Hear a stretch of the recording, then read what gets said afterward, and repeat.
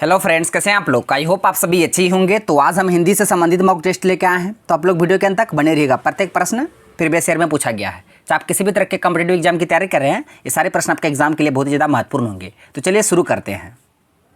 पहला प्रश्न है, किस तिथि को हिंदी को राजभाषा बनाने का निर्णय लिया गया था। आपको ये बताना है, हिंदी को राजभाषा बनाने का निर्णय किस तिथि को लिया गया था।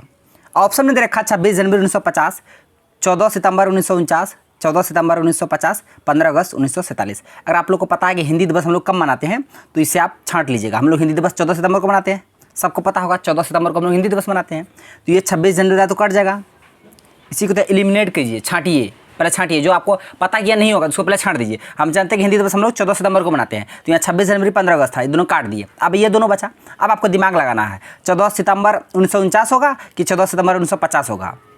तो याद रखिएगा, हिंदी को राजभाषा बनाने का निर्णय 14 सितंबर 1949 को लिया गया था। 1949 को लिया गया था।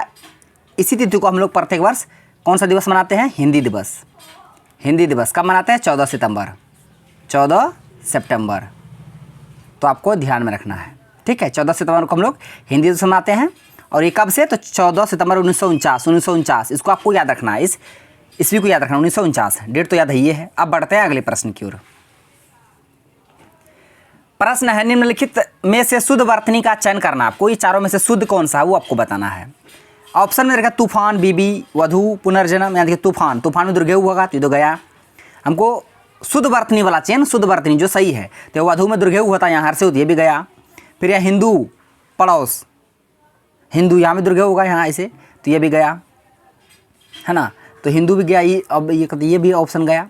एक ही ऑप्शन बच गया, ऑप्शन सी, वधु ब्राह्मण। इसमें सही लिखा है, क्योंकि आपको शुद्ध चुनना था। तो इसमें दोनों शुद्ध है, वधु भी शुद्ध है और ब्राह्मण भी शुद्ध है। तो इसका आंसर ऑप्शन सी होगा। बाकी तीनों में गलत था, आपको सही चुनना था। नेक्स्ट है, निम्न में से कौन सा शब्द अशुद्ध है, यानी गलत है। इससे पहले शुद्ध था, शुद्ध चयन करना था आपको, शुद्ध चयन करना था। लेकिन अब अशुद्ध को चयन करना है, कौन गलत है उसको ढूंढना है। सारथी, कामायनी, उज्ज्वल, कवित्री। देखिए, कवित्री सही ऐसे लिखा जाता है, कामायनी भी ऐसे लिखा जाता है, और सारथी ऐसे लिखा जाता है। लेकिन ये उज्ज्वल ऐसे नहीं लिखा जाएगा, इसलिए इसका आंसर ऑप्शन सी हो जाएगा। क्योंकि आपको अशुद्ध चुनना था, अशुद्ध यही है। लिखा कैसे जाएगा? उज्ज्वल, तो याद रखिएगा, हर से ऊ, जो संजुग, वो लो, उज्ज्वल ऐसे लिखा जाएगा, ठीक है। तो यहाँ पे जो दिया और एक जो होगा था वो नहीं दिया था, इसलिए इसका आंसर ऑप्शन सी हो गया, यही गलत था। बाकी तीनों सही था, इसको आप याद रखिएगा। अब बढ़ते हैं अगले प्रश्न की ओर। प्रश्न है, पवर्ग का उच्चारण स्थान है। पवर्ग, प फ ब भ म, प फ पढ़िए ना, प फ ब भ म। तो दोनों होठ आपका ना सटेगा ना, आप एक दूसरे से सटेगा, प फ ब भ म। तो दंत, तो दंत का कोई काम नहीं है, कंठ का कोई काम नहीं है, मूर्धा का कोई काम नहीं है। इसका आंसर ऑप्शन सी हो जाएगा, ओष्ठ। प फ ब भ म वर्तन दोनों होठ सटेगा, दिखेगा। तो इसका आंसर ऑप्शन सी होगा, ओष्ठ से पवर्ग का उच्चारण स्थान है, उच्चारण होता है। प्रश्न है, ज्यादती भाववाचक संज्ञा का विशेषण क्या हुआ? ज्यादती भाववाचक संज्ञा है, ज्यादती संज्ञा है कैसा? तो भाववाचक। इसका आपको विशेषण बनाना है, क्या होगा? ऑप्शन में दिया ज्यादा, जायदे, ज्यादी, ज्यादाएं। ये ज्यादाएं नहीं होगा, जायदे नहीं होगा, ज्यादी भी नहीं होगा। इसका आंसर ऑप्शन सी हो जाएगा, ज्यादा, ज्यादा। ये विशेषण होगा किसका? ज्यादती संज्ञा का विशेषण ज्यादा होगा। इसका आंसर ऑप्शन ए हो गया। अगर वीडियो अच्छा लग रहा तो लाइक भी कर दीजिएगा। प्रश्न है, पशु, पांसु, पन, तीन वर्ड है। पशु है, पांसु है, पन है, का क्रमशः सही अर्थ प्रकट करने वाला शब्द युग्म कौन सा है? पशु का अर्थ क्या होगा, पांसु का अर्थ क्या होगा, पन का क्या होगा, वो आपको बताना है। तो याद रखिएगा, देखिए, पहला दिया पशु। पशु का अर्थ जानबे करते हैं, जानवर होगा। पशु का अर्थ ये वाला जानवर। तो देखिए, इसमें तो पतंगा दिया है, पहला ऑप्शन में है। पशु का अर्थ पतंगा नहीं होगा, जानवर होगा। जानवर वाला जो होगा वही आंसर होगा, अन्य वाला ये भी नहीं होगा। अब देखिए, जानवर, पशु का, अब जानवर यहाँ भी दिया है, सी में भी जानवर दिया है और डी में भी जानवर दिया है। तो ए भी हमें से काट दिए, हटा दिए। अब यही दोनों में कोई होगा। अब देखिए, पशु का जानवर तो होता, उसके बाद है पांसु। ये है मेन इंपॉर्टेंट, पांसु का अर्थ आपको पता होना चाहिए, ठीक है। पांसु का रेत होता है कि मूल्य होता है? तो याद रखिएगा, पांसु का अर्थ रेत होता है और पन का अर्थ मूल्य होता है। पन का अर्थ मूल्य होता है। तो पशु, पांसु, पन का अर्थ होगा जानवर, रेत, मूल्य। जानवर, रेत, मूल्य किस ऑप्शन में? ऑप्शन सी में है। तो इसका आंसर ऑप्शन सी हो गया। तो ये तीनों को याद रखिएगा। प्रश्न है, सब लोगों से संबंध रखने वाला वाक्यांश के लिए सही शब्द है। यानी कि सब लोगों से जो संबंध रखता है ना, उसके लिए एक शब्द बताना आपको। अनेक शब्दों के बाद एक शब्द बोले, प्रत्येक टॉपिक से प्रश्न होगा। ऑप्शन में सार्वकालिक गयुवक नहीं होगा, सार्वदेशिक ये भी नहीं होगा, सार्वभौमिक ये नहीं, सार्वभौमिक बारे में, सार्वजनिक जो सबसे संबंध रखता है, सभी से संबंध रखने वाला को लोग सार्वजनिक बोलते हैं। प्रश्न ये है कि निम्नलिखित में से कौन सा शब्द देशज है? देशज समझते हैं, देश की बोलचाल में पाए जाने वाले शब्द को देशज है। जिन शब्द का जन्म विदेश में हो विदेशज है।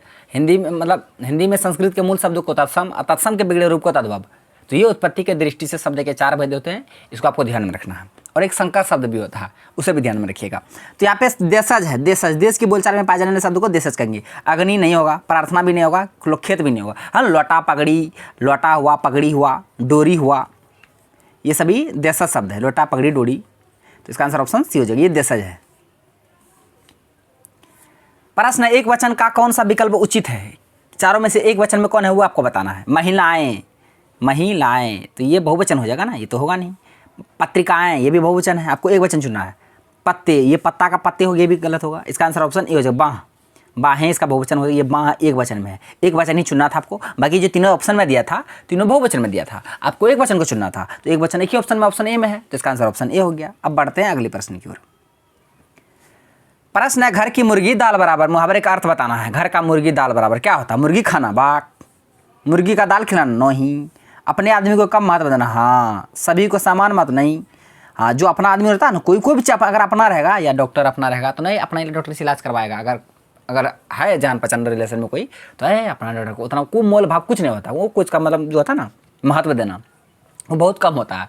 अगर वही दूसरा होगा तो हाँ अच्छा है, अपना से कोई कुछ नहीं कराएगा। तो याद रखिएगा, घर का मुर्गी दाल बराबर का ये अर्थ होता है कि अपने आदमी को कम महत्व देना। प्रश्न है, पर्यंक, ये वर्ड है पर्यंक शब्द का तद्भव बताना है। पर्यंक का तद्भव क्या होगा? पलंग, पालकी, पर्यटक या उपयुक्त सभी, उपयुक्त सभी नहीं होगा। पर्यंक, ये वर्ड है पर्यंक, इसका आपको क्या बताना है? तद्भव। तो याद रखिएगा, पर्यंक का तद्भव पलंग होता है। क्या? पलंग। इसका आंसर ऑप्शन ए हो जाएगा, पलंग। तो ये आज का लास्ट प्रश्न है, इसको डिलीट कर देते हैं, फालतू आ गया। नीचे दिए गए विकल्पों में से तत्सम शब्द का चयन करना। तत्सम, पड़ोसी ये तो तद्भव है, बहु ये भी तद्भव है, शहीद ये भी तद्भव है। ऑप्शन 20 का करेक्ट आंसर ये तत्सम है। गोधूम, गोधूम का तद्भव गेहूं होता है, गोधूम का तद्भव गेहूं होता है, ठीक है। तो गेहूं तद्भव है और ये तत्सम है, तो तत्सम ही चुनना था।